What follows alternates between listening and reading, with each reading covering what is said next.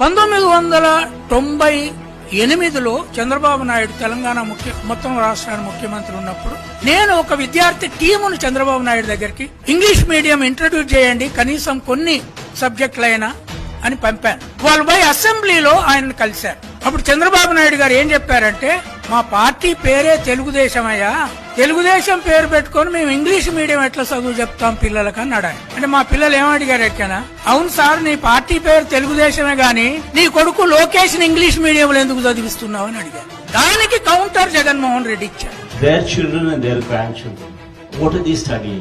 వెంకయ్య నాయుడు మనవలు ఇంగ్లీష్ మీడియంలో చదువుతారు, చంద్రబాబు నాయుడు పిల్లలు మనవలు వాళ్ళు కోడలు ఇంగ్లీష్ మీడియంలో చదువుతారు.